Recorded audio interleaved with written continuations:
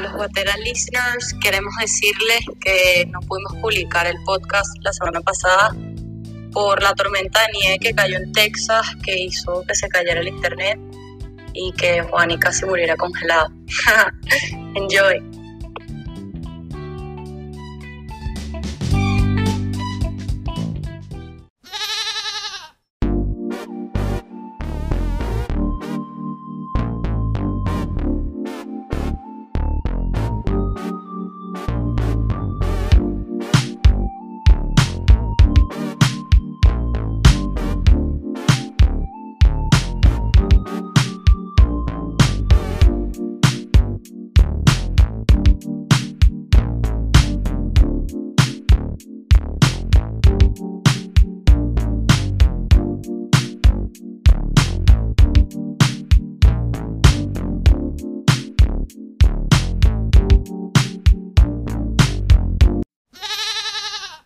Yeah, Guatera Surf Podcast. Mi nombre es Juan Antonio Hermecheo.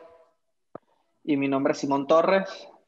Estamos aquí para hablar de surf. Primero les queremos dar las gracias A Prisma Surfboards, Guru Shapes, Bay Street Boards y Andrés Sanabria por ese intro funky surf.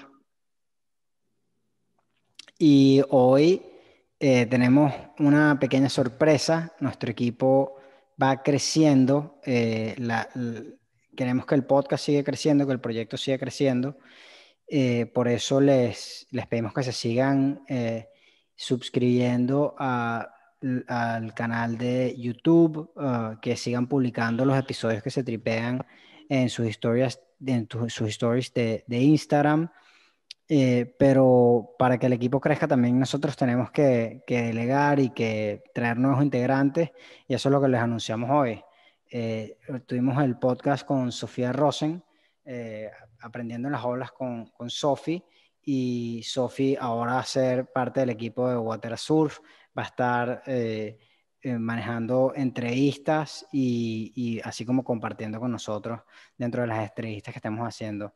Así que van a escuchar el primer episodio con Sofi y nada, esperemos que el equipo siga creciendo y que sigan llegando nuevos integrantes que estén aquí para aportar y que Guatera Surf siga creciendo como plataforma. Dije siga creciendo como 10 veces.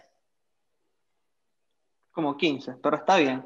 Que siga Sí, creciendo. nada, contentos de que siga creciendo la familia de Guatera Surf, contentos de tener a Sofía en el equipo, y que nos pueda dar también un poco de su perspectiva desde el punto de vista femenino en lo que es el mundo del surfing. Y bueno, nada, que siga creciendo Que este siga proyecto. creciendo. Hoy tenemos un episodio de los históricos. Han sido de los que más han resonado y de los que más feedback hemos tenido. El episodio es con el pana Luis y es sobre los cocos concretamente, sobre esta que fue de alguna forma como la meca del surf en Venezuela, en Caracas, o en el litoral, precisamente en algún momento. Y el pana Luis Viera nos va a hablar sobre cuáles eran los personajes, algunas anécdotas, historias.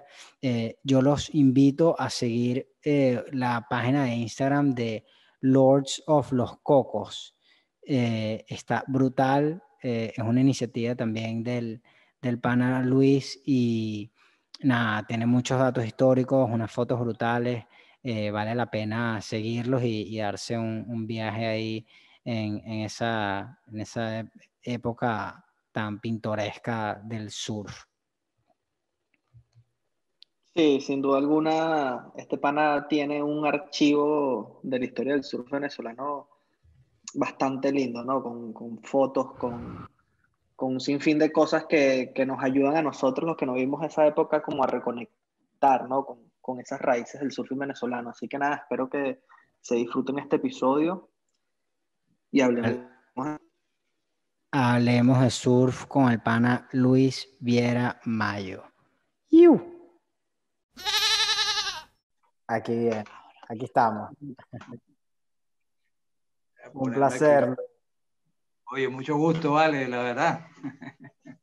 mucho gusto. Aquí, bueno, ya te había comentado, de hecho, el que trajo tu acotación a tu nombre en algún momento fue Martín Toro, que nos dijo que tú tenías mucho, como que habías recopilado de alguna forma muchas fotos y mucho material de la época. Sí, exacto, exacto. Como digo yo, soy una aspiradora de cada foto que veo por ahí, la voy guardando y la voy, ¿sabes? Metiendo como para tener ahí un historial. Claro, y a ver, eh, nosotros queríamos de alguna forma centrar el tiempo que tenemos en hablar en esta época de los Cocos Surf Club o el Surf Club de los Cocos. Queremos que, o sea, sabemos que tienes mucha información al respecto, que fuiste uno de los integrantes. De hecho, me mandaste la foto de esta ilustración que tiene los nombres de todas las personas que conformaron el club, que es muy bonito. Y nos gustaría saber más, nos gustaría saber cómo les decían, de dónde surge, cuándo te unes tú, si puedes hablar un poco de eso, eh, a darnos un poco de contexto de qué es lo que era el Surf Club Los Cocos. Vale, vale. Bueno, esa ilustración fue un momento así de recordar y empecé a escribir y aparte de los integrantes del club era de más o menos de casi la tribu que frecuentaba esos años en la playa, pues toda la gente que iba, todo el grupo que éramos, los que se iban sumando, que iban llegando nuevos y tal. Y eso más o menos es bueno, yo tengo casi, voy para los 60 años ya. Y los inicios de nosotros, que éramos los locales ahí del Caribe, pues que éramos los chamos que andamos siempre en la calle, teníamos la playa ahí todo el día, y los hermanos mayores de los mismos amigos y los panas ya de la generación anterior a nosotros que ya estaban empezando a surfear. Esa época estaba ya el surfing como que, ¿sabes? Ya tenía un auge, ya llegaba toda la información, llegaba toda la moda de Estados Unidos. Siempre Estados Unidos, el norte era como que la meca, güey. Y nada, empezaron los amigos, las tablas, era la época de las greñas, los hippies y tal. Los Cocos tuvo un festival hippie, éramos muy niños todavía, pero eso te va marcando, pues. Y bueno, empezamos nosotros como chamos, comprábamos tablas de anime y tal, y nos íbamos para la playa a coger ola con las tablitas de anime y se partían y las reparábamos porque nos copiábamos de los panas, de los amigos, pues, de los viejos que tenían sus tablas, cómo reparaban las tablas, cómo las empataban. Y nosotros, esas tablas de anime en ese momento, pero no duraban una segunda vuelta. Y ir a los Cocos, para los que éramos menores o adolescentes, eso era prohibido. Los Cocos era prohibido, era una playa aparte que era peligrosa, era prohibido bañarse en ella. De hecho, te llevaban preso, pues si te metías a la playa, la policía siempre estaba dando vueltas y tal. Y cada vez que llegaban y había gente en la playa, pues o tenías que salir corriendo, o tenías que irte hacia Tanarena remando y salirte por allá por aquellas playas, o irte por el malecón del Sheraton y remar por detrás del hotel y salirte, porque si salías por la orilla, te llevaban preso. Te comenzaban la tabla y pasabas una noche en la jefatura de Caraballeda, seguro. Alguna vez te llevaron a ti o a alguno de tus amigos? No, yo no, porque todavía éramos chamos, pues entonces de paso, ir a los Cocos tenía que ser escondido, no les podía a tus padres jamás, no, los Cocos, hace poco el loco, esos greñudos, marihuaneros, el surfing, aléjense de eso. Pero claro, siempre el mar y el surfear era que, bueno, te lleva, pues ya corríamos olas con tablita y medio nos paramos en cualquier cosa ahí, y el surfing era siempre no, tenemos que ir a aquello. Y nada, empezamos a ir pues escondidos, como te digo, y eso, teníamos que salir corriendo, nadar hacia otro lado, siempre el riesgo de que te llevaran preso y tal. Pero no, a nosotros la verdad que del grupo, a un par de ellos, pero eso, era solo eso, pasar la noche o simplemente iban tus representantes a buscarte y te tiraban una charla y terminaban soltándote, pues, porque no era tampoco, pero, o si no, te metían tus peinillazos también, que la policía en esa época utilizaba peinillas. para aclarar, también era Y era más prohibido el dolor del peinillazo que pasar la noche. Sí, no, yo creo que era peor que te La playa era vean. prohibida porque en verdad era peligrosa. Tenía muchos muertos, pues, y la arena de por sí, de hecho, siempre en esos principios de antes del Meliá, por ahí, pues eso estaba lleno de cruces, de la gente que moría ahogada en la playa por lo peligrosa que era.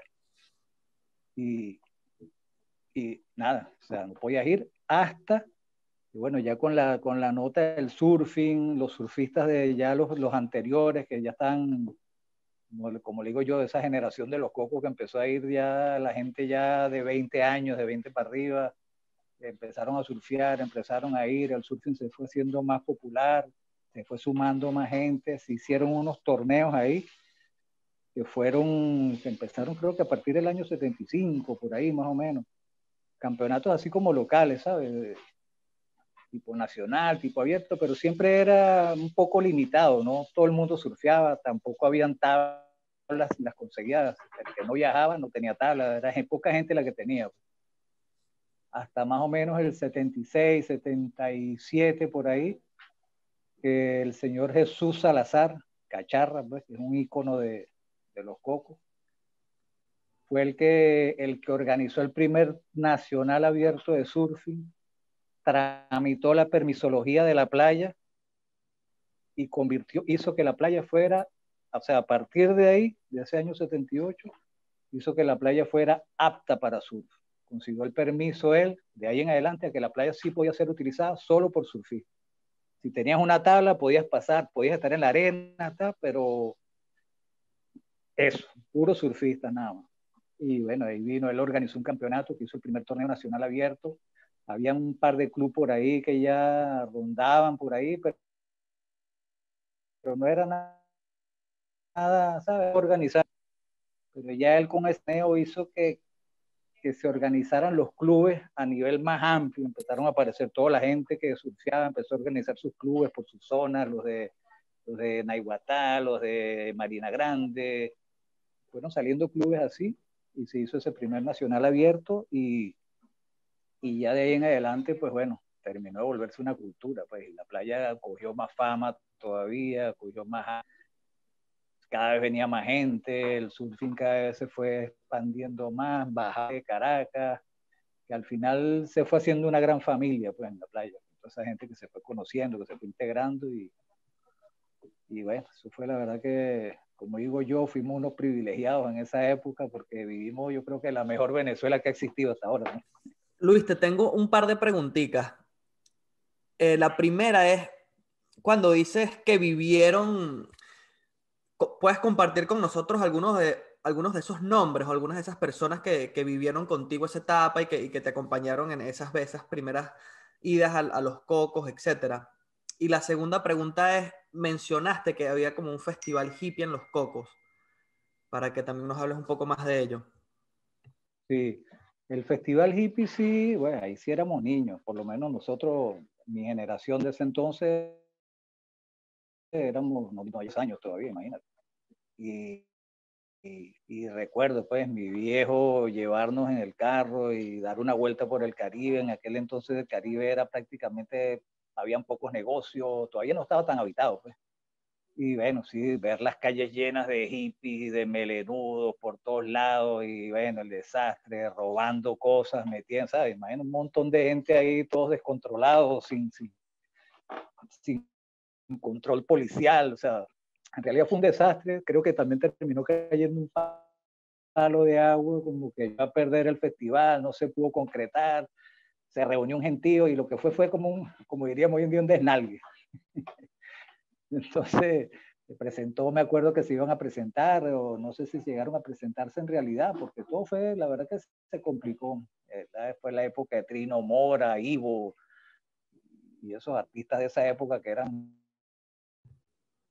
populares y el grupo de nosotros que éramos de ahí, pues que nacimos ahí, nos criamos ahí, como nos llamamos nosotros, los originales, pues porque nacimos ahí, fuimos la generación que los que estuvieron antes de nosotros, nuestros padres, fue el desarrollo, empezó el desarrollo del Caribe, el Sheraton lo inauguraron más o menos en el año 61, entonces empezó a tener como un movimiento cada vez más de gente llegando a la zona.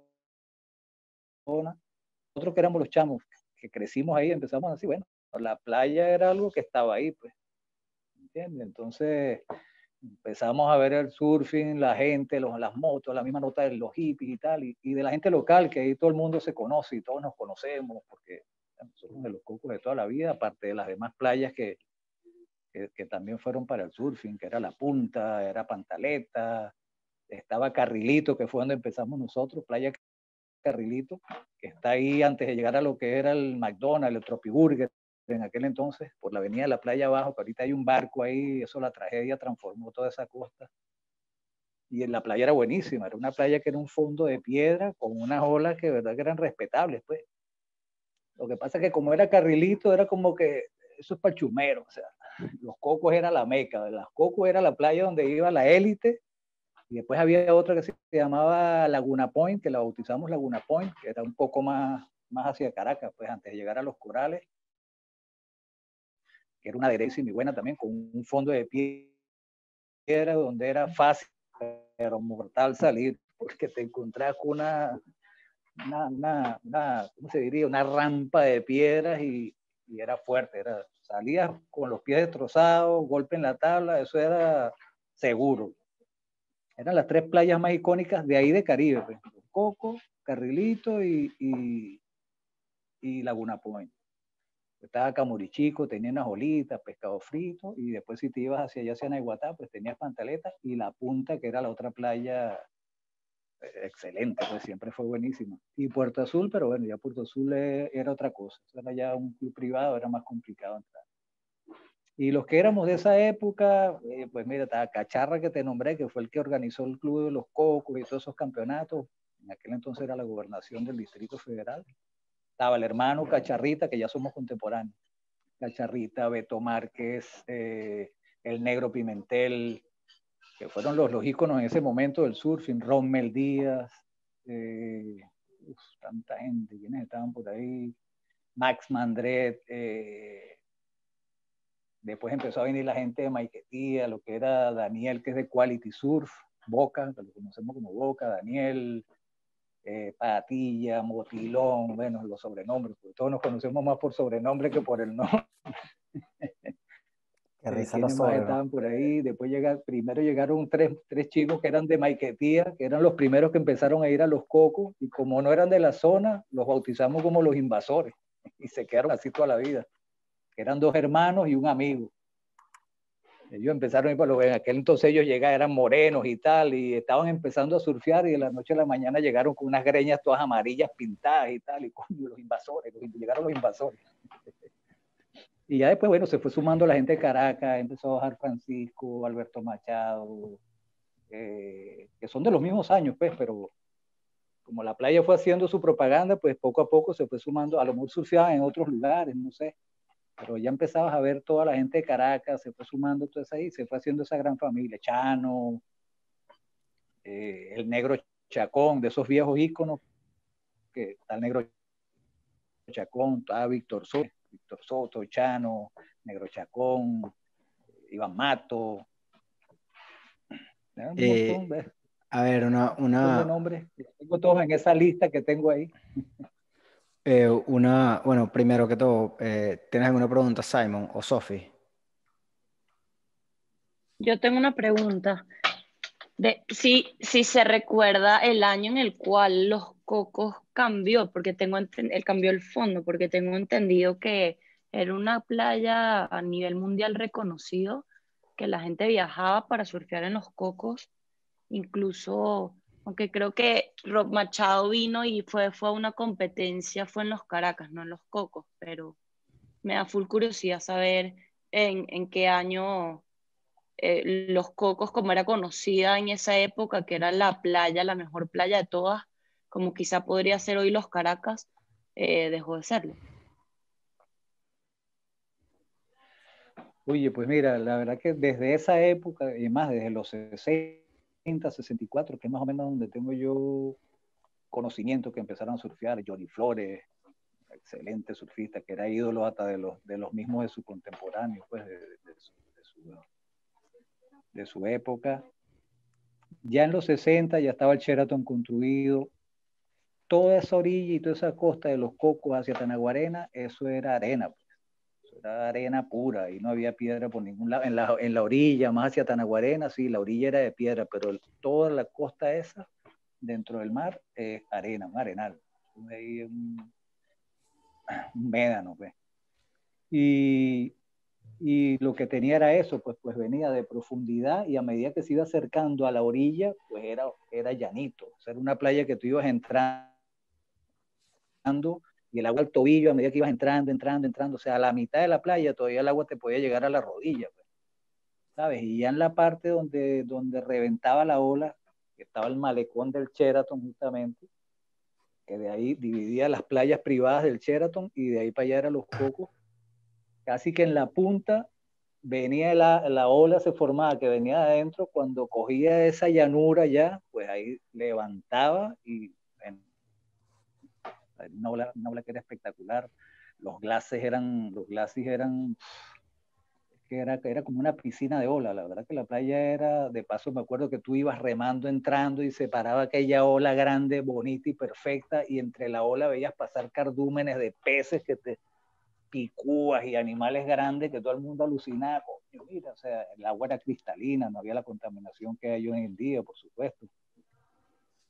Y luego vino el Meliá construyó su hotel y todo esto, y la playa continuaba igual, pues, seguía siendo buenísima hasta que el Meliá decidieron hacer como un malecón ahí, un malecón pequeño, porque el Meliá pensó como que, así como el Sheraton tenía su playa privada, claro, ya no eran privadas, pero pensó como que hacer un pequeño lugar para su gente, su turismo, sus huéspedes, y hicieron ese malecón, que en realidad lo que hicieron fue pues dañar la playa. La verdad que ahí, a partir de ese malecón, empezó a cambiar ese fondo de la playa.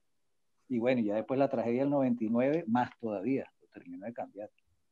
Pero esos años, lo que fueron de los 60, 70, ya los 80, con todo y el malecón del Meliá, todavía Los Cocos seguía siendo bueno, porque el fondo cambió un poco, ya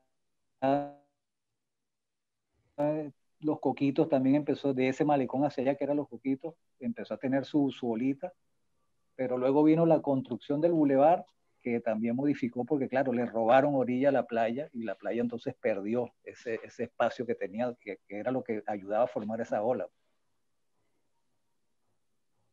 Wow, aguanta un Pero montón los glacis de eran, transformaciones, Los Cocos, ¿no? coño, sí, la tragedia del 99 la terminó de dañar porque claro, ahí todo el sedimento que bajó rellenó lo que era de Los Coquitos para allá, le quitó mucho más orilla. Entonces antes tú surfeabas en la punta del malecón y tenías un espacio bastante de la orilla, pero después quedó recortado, entonces ya la ola no tiene como espacio para formarse, ¿sabes? No tiene como el chance de lo que formaba. Pero era espectacular, pues.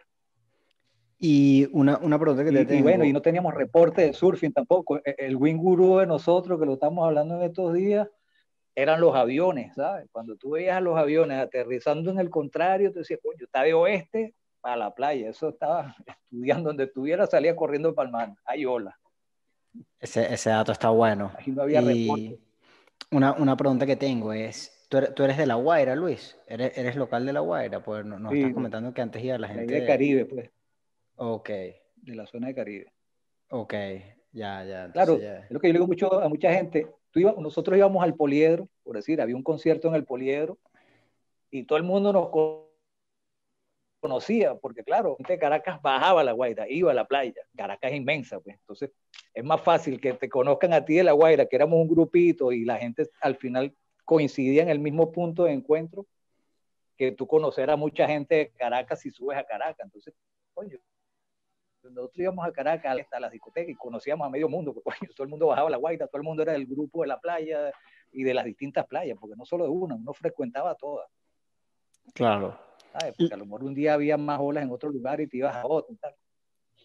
Y entonces, siguiendo con el mismo tema, ya que eras local de La Guaira, una pregunta que yo tengo es, o sea, nos han dicho varias veces que al principio las tablas eran importadas, ¿no? Y que no era fácil conseguir tablas. También que el primer shaper que de alguna forma se ha manifestado dentro del podcast, era Caico Aspurua en Caracas, no me recuerdo cómo se llamaba su Caico Luis, marca. correcto. Y en La Ellos eran Guaira... Luis Aspurua y Caico, y las marcas se llamaba Lucay, que era la combinación Ajá, de los dos, ¿no? exacto. Y en La Guaira, ¿cómo se conseguían las tablas de surf? ¿Y quién fue el primer shaper de La Guaira? Esa es una pregunta que yo me hago. ¿Quién empezó a hacer las primeras tablas en La Guaira? En La Guaira, que yo tenga conocimiento así de las primeras tablas, de estas, las Lucay, sé que había un amigo en esa época que le llamaban Pedro Roque, que supuestamente chepió tablas, pero pienso que fue más a lo personal que a comercializar. No sé si habrá vendido alguna. Después vino creo que fue un gringo que estuvo por ahí, Ciro Cabrera, que hicieron unas tablas que la marca era CC, C y C, que creo que era Cabrera, y el otro nombre del otro, no recuerdo ahorita quién era el otro, el otro compañero. Pues. Un gringo que estuvo también por ahí en la zona de Tanaguarena fabricando tablas, no recuerdo la marca, pero se vendieron bastante, porque claro, eran shapers locales. Y las importadas, bueno, ya después empezaron a aparecer las tiendas en Caracas, Oceanside, Surf Shop y tal, y empezó a llegar ese comercio. Ya a partir de los finales de los 70, principios de los 80, ya sí iba, ya el comercio de tablas se expandió bastante.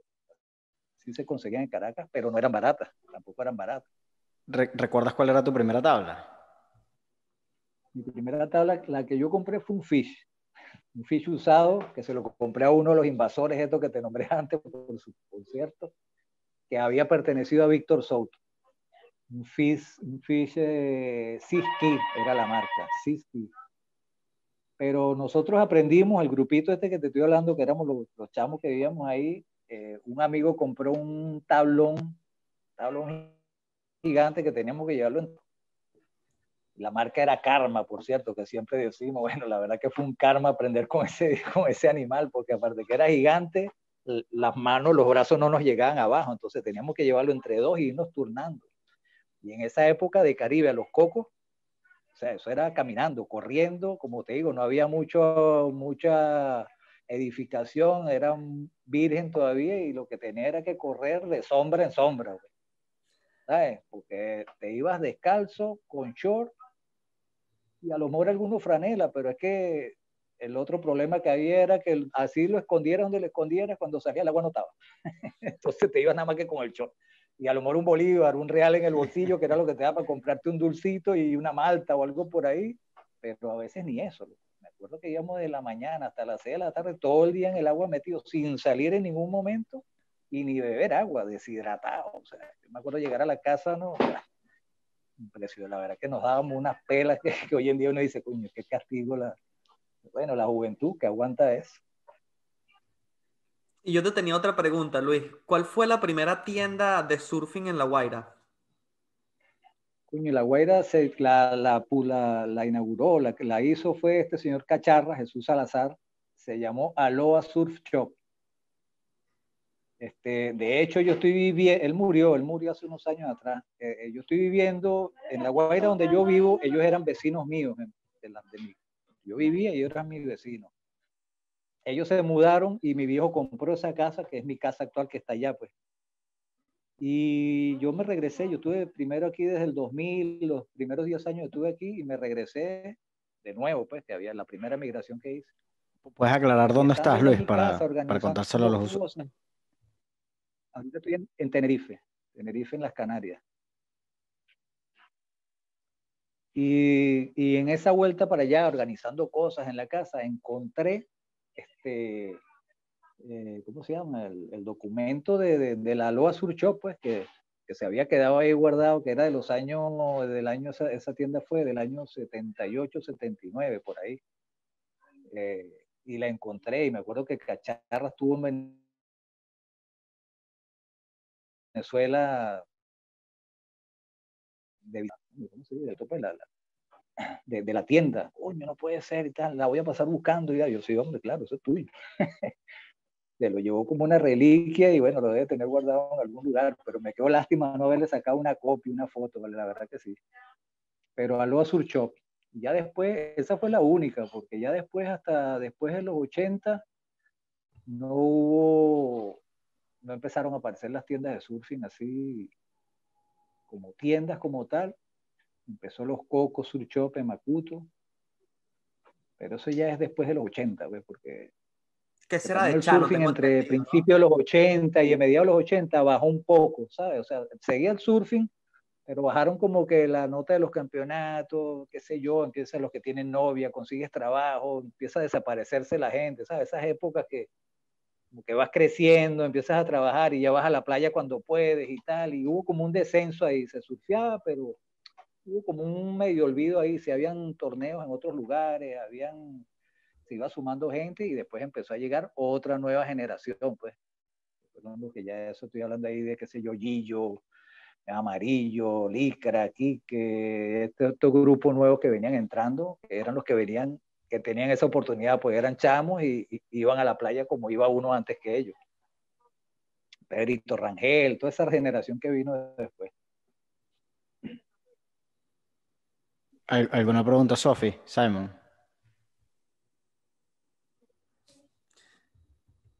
Bueno, sí, yo tengo varias. Una que te acabo de hacer, que esa tienda que me dijiste que se llama Los Cocos Surf Shop era de Chano, tengo entendido, ¿no? No, esa era de Ronald Golding. Ok. Chano fue como uno de los primeros shapers que después de esta gente que te hablo de Lucas y ellos, ya después más adelante, Chano fue uno de los primeros shapers que yo empecé a ver sus tablas por ahí y ya pues venía más atrás lo que era Gillo con Local Alliance, que eran varios, de esa Local Alliance salieron varios, se independizaron otros shapers pues. Estaba un pana que se llamaba, que está aquí en una de las islas, que era Pericles, su marca era Claro. Pericles. Ya después empezaron a aparecer todos los demás, pues, Bachaco, ese grupo de shapers que se fueron formando, trabajando ellos mismos como ayudantes en esa fábrica, pues cada uno iban aprendiendo y se iban independizando. Creaban Claro. sus marcas y se volvió, que fue creciendo más, pues. Y la otra pregunta que te tenía, tengo entendido que existió una competencia internacional bastante importante en los cocos en alguna época, en donde incluso Esa fue, venían... debes estar hablando de una que fue en los 90, principios de los 90, que el Meliá, todas las Semanas Santas, organizaba lo que fueron buenísimos, que se llamaban las Olimpiadas de Semana Santa. Eso duró como 4 años, que las organizaba el Meliá. Y sumaba un montón de... Ellos hacían su grupo de deportes que ellos ponían, pero invitaban a que, oye, mira, el surfing o el que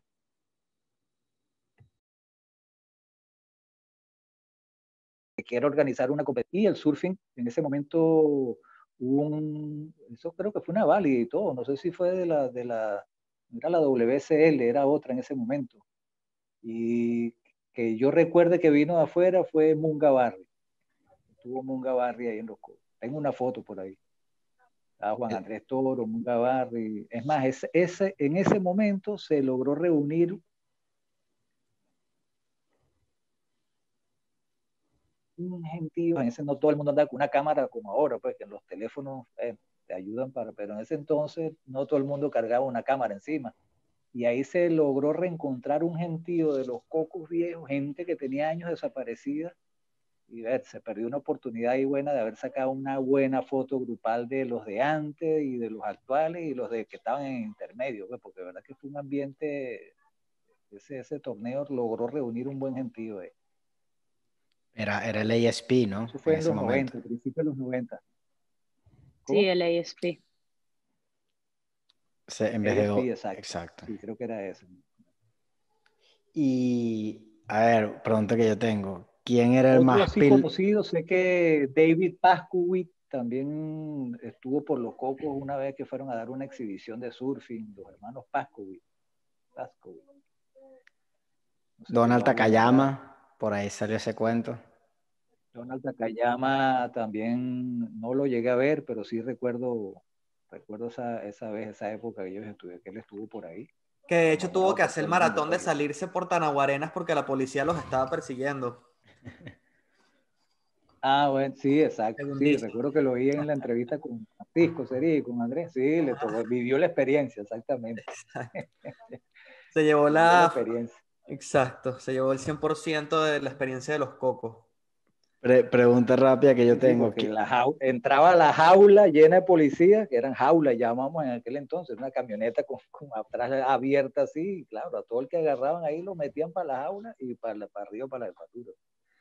Y los que se ¿Quién, escapaban, bueno, tenías que nadar bien lejos, tenías que salirte por Tanaguarena para allá, era un maratón. quién era el más pilonero del club de surf de los Cocos? Yo creo que todo. La verdad que el point de los Cocos ahí en el malecón, eso era un infierno ahí, ¿sabes? Ahí, claro, siempre estaban los duros. Bueno, hablo del momento que estaban los ídolos, como digo yo, que era Víctor Soto, Johnny Manacho, el Negro Chacón, Johnny Flores. Esa época todavía era un grupo reducido. Después cada vez se fue llegando más gente, porque siempre tú empezabas en los coquitos y te ibas sumando. Y si llegabas nuevo que no sabías y te aparecías ahí, aquí estoy yo y te sentabas, ya de una el grupo de ahí, para los coquitos. Eso era una ley, eso era parte del reglamento. Para los coquitos y él lo tenía que entender qué era. Y ya luego, bueno, la cantidad de gente que eran los locales de la playa, que vivíamos ahí, pues que se hace tu playa del día a día. No, eso era un infierno. O sea, una ola, remar una ola eran 10, 15 personas a la vez. Claro, mientras más pegado al malecón, el hueco era más crítico y más, ¿sabes? La ola era más. Y prácticamente que esos eran los que terminaban mandando en la ola, porque siempre en el rabito se iban sumando un gentío. Siempre el ¿Cuánta pilonero y gente tal. podías conseguir en un día normal de surf, de crowd? Pues fíjate, parece mentira, pero los Cocos, y para esos años, la verdad que era un gentío. Claro, ya no veías mujeres como hoy. De hecho, yo creo que en esos torneos, ese primer torneo, estaban las 3 chicas, 4 chicas que eran las únicas, que eran Aceli Fernández, que fue la campeona de entonces, Cocolay Monsalve, una que le llamamos la gorda Patricia, y después se sumó quién, hubo otra chica ahí que creo que era de Puerto Sur, eran las únicas que podías ver en la playa surfeando. No había mujeres, prácticamente no, en ese entonces no había mujeres, pero la playa, tú te parabas en el malecón de los Cocos hasta los Coquitos, que yo creo que pueden haber más de 100 personas, o más todavía. No me esperaba Un ese gentío. número. Wow. Wow, Empezó a yo bajar un tampoco. gentío de Caracas grandísimo, se fue sumando bastante gente y la misma gente de Caribe, o sea, de ahí de la zona, pues el surfing era el surfing. Aparte que ser como que surfista ya era como que una moda, ¿sabes? Ya nada más por tú, me acuerdo que bajaban las chicas de Caracas, la gente de la hermandad gallega, y ya tú solamente por ser surfista, bueno, tú tenías una jeva controlada seguro. eso era un tiro al piso. A ver, ¿alguna otra pregunta? Esas eran las preguntas que tenía. ¿Tienes alguna otra pregunta, Simon o Sophie, para ir cerrando? ¿Tú tienes alguna, Sofi? Yo no tengo. Yo sí tengo una. Yo creo, nada, que nos resumas a todos nosotros que no llegamos a experimentar esa generación, lo que según tú significó los cocos y toda esa cultura alrededor de los cocos. ¿Qué significó eso para el surfing venezolano, para el surfing nacional, ¿no? Desde tu perspectiva. Pues, en ese entonces sé que se surfeaba y bueno, Cuyagua y esas otras paragüitas, esa gente que migraba a otras playas y los que podían fueron a Barbados, a Puerto Rico, los que tuvieron esos chances. Pero Los Cocos siempre fue como eso, como un ícono, aparte que era el punto de encuentro, tenías el Sheraton al lado, entonces también, ¿sabes? El mismo turismo que frecuentaba la playa, la gente que bajaba de fines de semana porque estaba Puerto Azul, que aunque tenían sus playas en Puerto Azul y su ola, pues Los Cocos era un lugar donde, coño, equipo, es como que vaya a Hawái y no vaya a Pipeline, por decirte algo. O sea, si estés en otra buenísima, pero coño, tengo que ir para allá.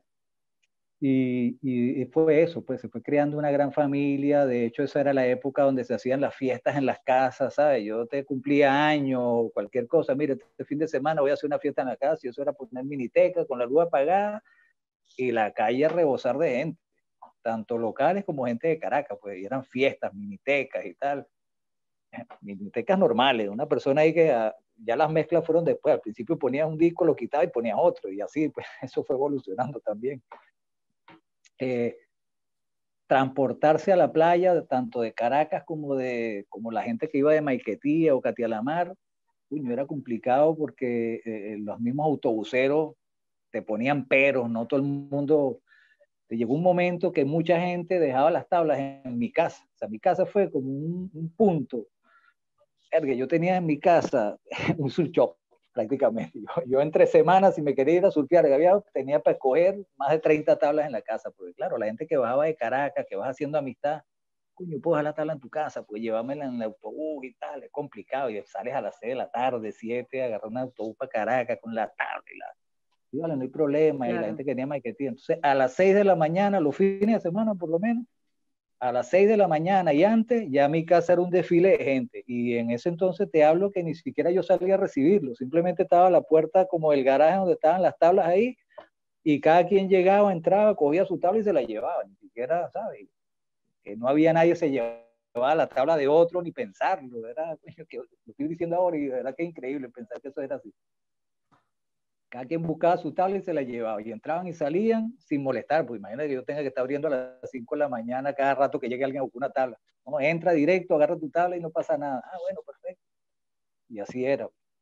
Y ya después el día a día, todos los fines de semana, los cocos. Semana Santa, los cocos. Navidad, los cocos. Vacaciones y los cocos era ese punto de encuentro, pues ahí cuadraban reuniones, fiestas, un concierto para Caracas, pues de los cocos salía, ya se quedaban todos donde verse, la gente de Cafetal, todo este grupo de Francisco y Juan Andrés Toro y Andrés también. Martín Toro, los Pavos California, como le decíamos a ellos. Era ese grupito que bajaba de Caracas. Después de Macuto venía Juan Reyes, José Reyes, que fue una familia y todos coincidíamos en los mismos lugares, pues entonces la verdad que fue una hermandad, las mismas mujeres que venían, ahí salieron matrimonios que hasta hoy en día todavía siguen juntos, pues parejas, novios, noviazgos, desencanto, una historia la verdad que marcó, pues. Después tenías el Sheraton ahí, que tenía su cine, las películas de surfing. Me acuerdo que la primera que dieron en el Sheraton, que yo recuerdo, era Espacio Líquido, Liquid Space. Y eso fue, había que hacer cola para entrar, y venía gente de Caracas, imagínate. Con solo La Guaira se llenaba el cine, pero esas películas se abarrotaba eso. Solo saber que había una película de esas, eso era fiesta, pues. Al Sheraton, al cine, el Sheraton tenía bowling, que por ningún hotel hoy en día, creo que ninguno hubo, la verdad. Tenía un bowling, tenía el cine y de paso las discotecas, y toda la gente de la calle podía entrar sin ningún problema. Entonces era otro punto ahí de encuentro de todo el mundo. El Sheraton era otra meca. Qué bonita época, gracias por compartir con nosotros y aquí con los oyentes de Guatera Surf, lo que puede ser un vistazo al pasado y a una meca del surf en Venezuela como lo fue Los Cocos en su momento. Te agradecemos mucho el tiempo, Luis, y la oportunidad de poder echar tus historias. Por cierto, la de tu casa está épico, que haya sido el centro de distribución de tablas de surf, que la gente igual, como te digo, bajaban allá a agarrar sus tablas. Y nada, muchísimas gracias, estamos pendientes para la próxima. Gracias a ustedes. Y sigamos escuchando de surf, de los que fueron los pioneros del surf en Venezuela. ¿Algo más con que cerrar, Simon o Sophie? Muchísimas gracias, Luis, por tu tiempo y tus anécdotas. A ti, Sofi. Sí, gracias seguro que hay muchos más, pero claro, uno se va bloqueando por eso, quiero perder, pero Pero anécdotas seguro que hay por montón. Y el intro, por lo menos el programa, me identifico, porque uno de mis sobrenombres era Ovejo. Y cada vez que oigo al Chivito, digo, pues, no me gusta. Nada, cerremos con eso. Hablemos de surf.